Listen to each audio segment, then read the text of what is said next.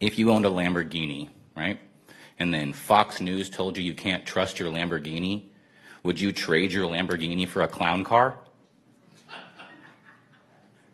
Then why are you going to do that to our voting systems? All right, it's one thing when the county uses our tax dollars for things we may not agree with. It's another thing when our money is being used to fund a plan that has the direct purpose of getting this county sued into bankruptcy. Imagine your kid asks you for $20. You don't ask them what for because you want to show that you trust them. Then you find out they spent it all on candy. You're likely to be disappointed and have a discussion with them about finances, but now imagine you found out that your kid not only accepted your $20, but then spent it on a knife that they then used to slash the tires of your car. That's how we the people feel about Kevin Cry's usage of county funds to go visit the MyPillow guy. Meet Nathan Blaze, just a regular guy doing the Lord's work to oust the MAGA Stooges, his word, holding Shasta County, California hostage. Their delusion has them at the point of not even being able to see a fundamental flaw in their plan to eradicate voter fraud. Once again, this is the effect that Donald Trump via Fox News has had on this country. The fact of the matter is that the only option that won't get our county sued is to keep Dominion. That's the only fact that matters. I don't care if somewhere in Narnia, Dominion voting machines were somehow interfered with. It did not happen here. Blaze is doing what so many more of us should do, directly holding our local politicians and officials accountable for putting their own beliefs and their self-interest over the wants and needs of voters, especially when those officials don't even know how the technology they want to ban from the county works. According to our county clerk and the Deputy Secretary of State of California, our local machines do not have internet access. And therefore, by clear logic and a modicum of understanding of modern technology, our machines can only be tampered with via physical access. Which would mean that someone would have to break into our elections office, find the machines, rip them open, find a way to physically connect to them. Then they'd have to install their hack. Once installed, they would now need a way to control it. Without the ability to control it, that would mean someone would have to have written a highly advanced algorithm to detect votes and somehow automatically change them to the desired target in Shasta County. Apparently, we're worthy of world-class hackers out here in chicken coop nowhere.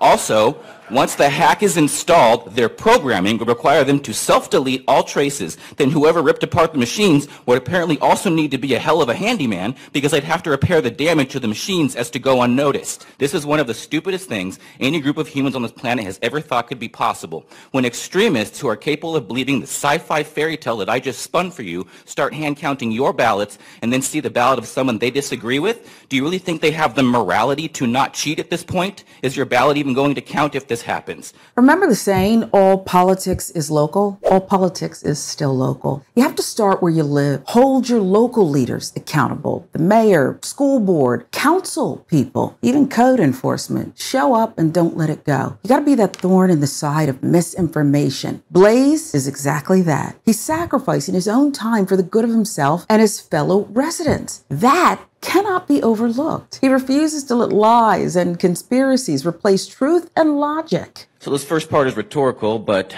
I was wondering if you three stooges heard about Donald Trump and his co-conspirators being indicted under the RICO Act for election interference. Just asking because I want to know if you're scared. Because if any of you have even a modicum of intelligence, you should be. Not only that, as we all know, Fox News had to pay $787 million to Dominion for false election fraud claims. These are the two sources from where the three of you and your many willfully ignorant supporters got all this election fraud disinformation from in the first place. And now look what's happening to them. You three voted to cancel our Dominion contract based solely off the lies pushed from these entities that you yourselves then pushed onto our community. What are the authorities going to find on their phones or in their emails? Maybe that's why you, Kevin, decided to cancel your trip to the upcoming election fraud conspiracy seminar. By the way, as you all just saw on the flyer for that event, Kevin Cry and Rudy Giuliani are prominently featured. As the saying goes, crap rolls downhill, and you three are standing at the bottom with your mouths wide open. So to you, Patrick, thank you. Thank you for your lack of self-control because it's allowed me to expose you to the nation as you truly are. A selfish, corrupt, bigoted little coward of a man and a traitor to this community.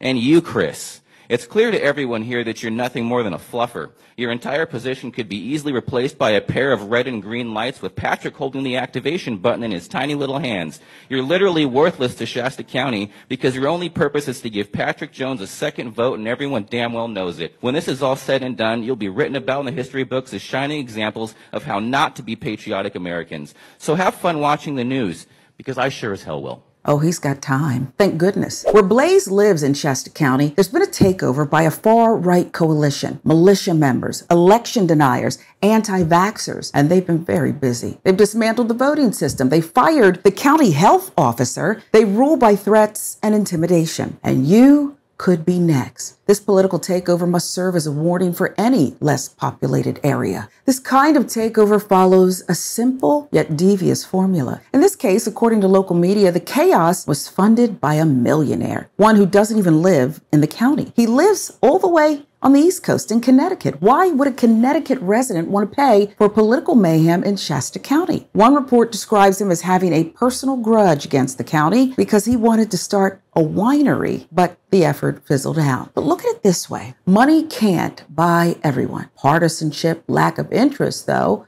that makes it pretty easy to accomplish this kind of nonsense. We need Blaze and more people like him to combat fascism. Otherwise, bigots and deniers will get their way. I gave them over to a depraved mind so that they do what they should not be done. They invent ways of doing evil.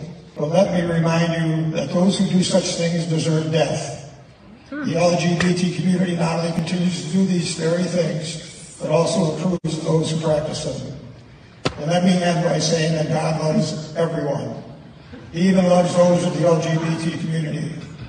But he doesn't like their practices or their moral standards. Okay, thank you. I know, it's a full-time job, but if we don't challenge propaganda and misinformation at every single turn, we may never get back to even a hint of the truth. The line in the sand begins right outside your door.